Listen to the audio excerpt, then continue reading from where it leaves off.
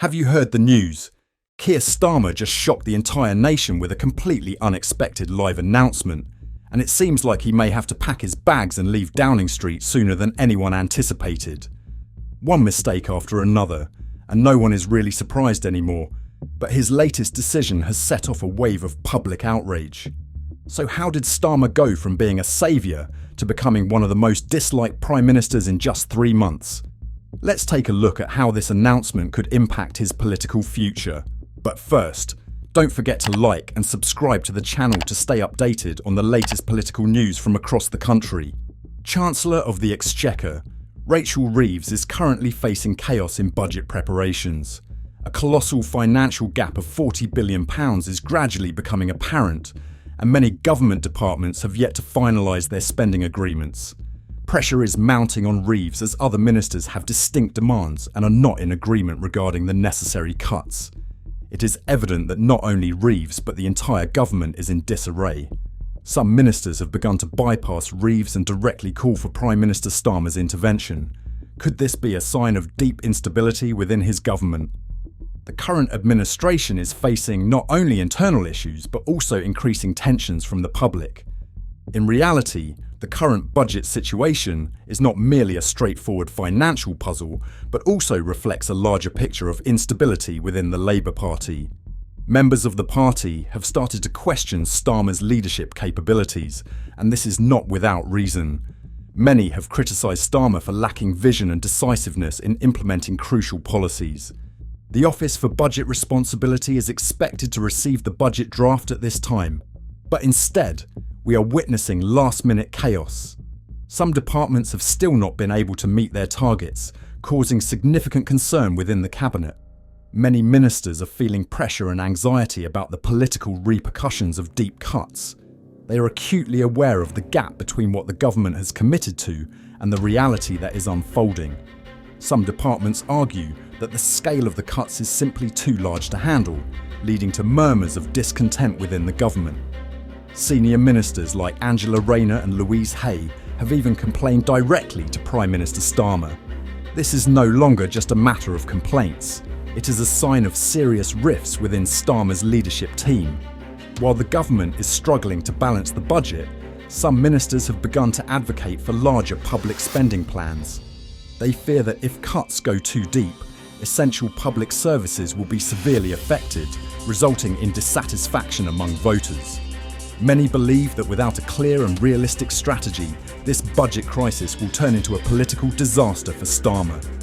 The question arises. The public is closely monitoring the situation. They are concerned that poor decisions could profoundly impact public services and erode trust in the government. Can Starmer and Reeves rally their team before announcing the budget on the 30th of October? That is a significant question. Recent surveys indicate that public trust in the government has seriously diminished. One survey revealed that 65% of people feel the current government is not capable of managing the national budget effectively. The delays in announcing the budget only add to the confusion and anxiety within the community. At the same time, a wave of protests is rising from various groups within the population. Citizens have organised demonstrations demanding that the government implement specific policies to improve the economic situation while protecting public services. They not only want to see promises fulfilled, but also desire a clearer direction for the future. Can Starmer do anything to reassure the public and propose viable solutions? And now, ministers are opposing number 10 as the budget war looms closer. Tensions are rising between departments as the government demands they cut their budgets by more than 10%. This is truly an unacceptable contradiction. The government is preaching about investing for the long term while simultaneously asking departments to reduce their spending. How can they reasonably manage such a situation? 3 powerful ministers in the cabinet are revolting, and they are not stopping at mere complaints. They have decided to challenge the government's decisions, igniting a major political crisis. So what is the deal? The Chancellor has proposed spending cuts ahead of the budget review on the 30th of October. The discord among ministers is leading to instability within the government. Some ministers have publicly criticised Starmer for failing to make crucial decisions promptly. They are concerned that the delays will only increase public discontent, which could have serious political consequences in the upcoming elections. And while the government is attempting to paint a picture of a prosperous future, the reality is that public services are facing the threat of devastating cuts.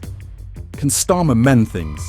Or is this merely the beginning of deeper rifts within his government? The government currently finds itself in a predicament, and if matters are not resolved promptly, they will have to face public outrage.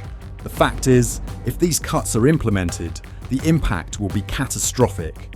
From education to healthcare, every sector could be affected.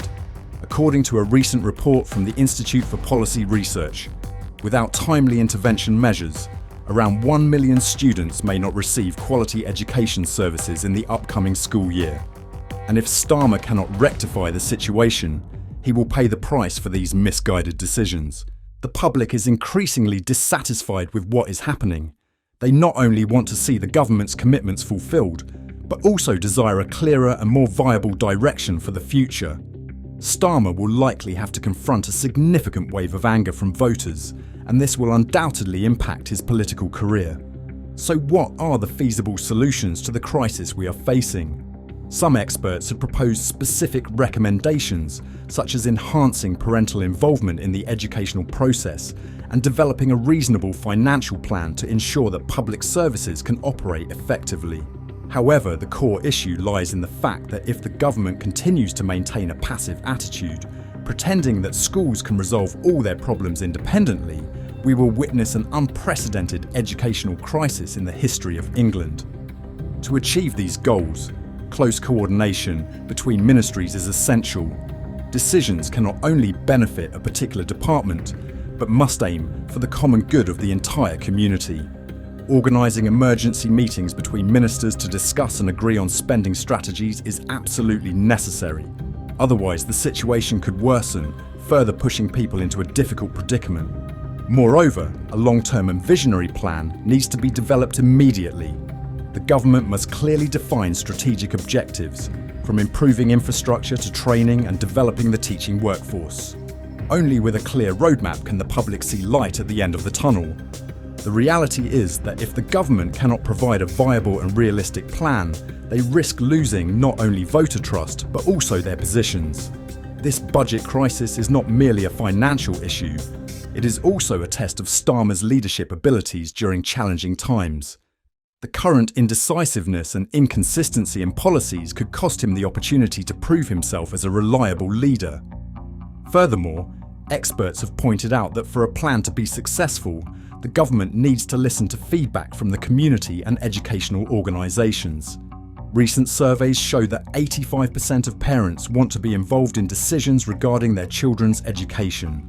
This not only provides the government with additional information, but also fosters a sense of belonging, encouraging the community to come together to address the issues at hand. In addition, addressing the funding disparities between different regions will be crucial to ensure equal opportunities for all students. Schools in underfunded areas often face greater challenges, and without targeted financial support, these inequalities will only widen, exacerbating the overall crisis.